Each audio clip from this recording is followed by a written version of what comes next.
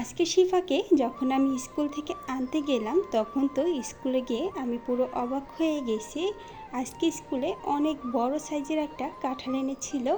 সেই কাঁঠালটা স্কুলের যে মাসি আছে বা খালা বলি আমরা, সেটাকে ভেঙে সব বাচ্চাদের হাতে দিচ্ছিল আর গার্ডিয়ানরাও খাচ্ছিল।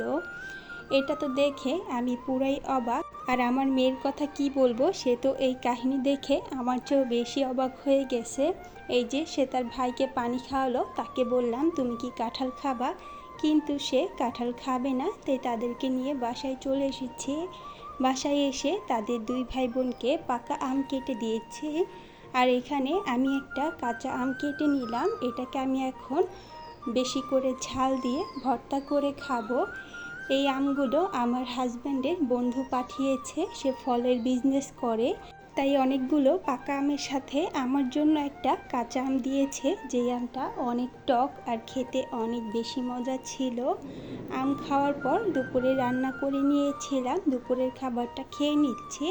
আর আমার ছেলে মেয়ে দুজনই আজকে দুপুরে ঘুমিয়ে পড়েছে, তারা এখনও তাদের খাবারটা খায়নি। যেহেতু আমার মেয়েটা অনেক সকালবেলা উঠে যায়, তাই আজকে তার দুপুরবেলা ঘুম ধরেছিল, সে ঘুমিয়ে পড়েছিল।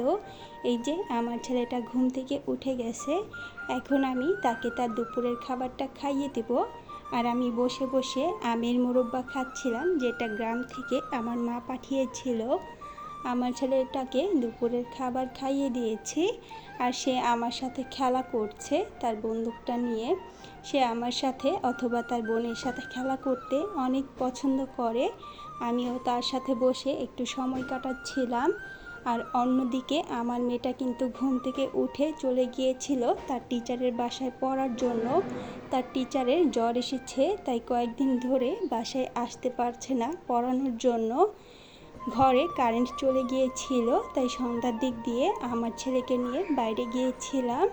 আর তখনই আমার মেয়েটা প্রাইভেট পড়ে বাসায় চলে এসেছে। এখন আমি তাদেরকে নিয়ে চলে যাব দোকানে। এই যে দোকান থেকে সোজা বাসায় চলে আসলাম। আমার ছেলেটা সুজি শেষ হয়ে গিয়েছিল, দোকানে গিয়ে সুজি নিয়ে এসেছি। আর আসার পথে পেয়ারা বিক্রি করতে দেখলাম, সেখান থেকে পেয়ারা এনেছি। আর দুজনের জন্য দুইটা পুরি এনেছিলাম, তারা পুরি খাচ্ছিল। আর এখানে আমি একটা পেয়ারা কেটে আনলাম, আমার ছেলেটা পেয়ারাটা দেখে এক কামড় দিয়ে ফেলে চলে গেল। আজকের ভিডিওটা ছিল এই পর্যন্তই।